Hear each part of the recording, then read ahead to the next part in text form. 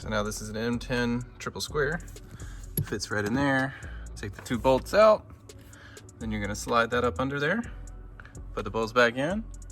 And then you're going to torque it to, I think it was 40 Newton meters. I don't know, I'll have to double check.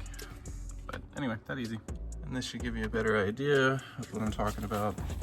Leave the screws in there, don't take them all the way out. You should just be able to lift the seat up just a little bit and slide it up under there. Thanks.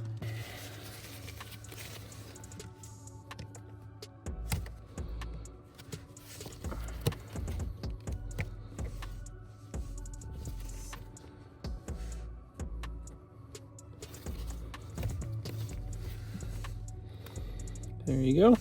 So now we lift upwards at the same time, kind of prying from the back to go straight up and just kind of wiggle. Come on, baby. There you go. Just like that. There you go.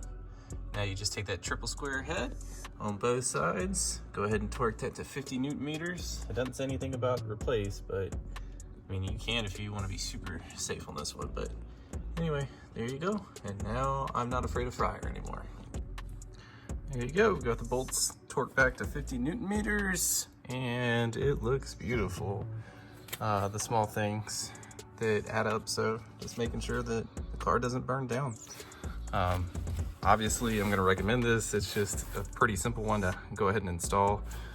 You do need a triple square set. Wow. Probably need one of these. Just have it.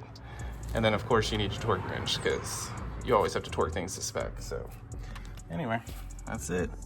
At TGK Motorsports fire extinguisher kit for the S6, S7.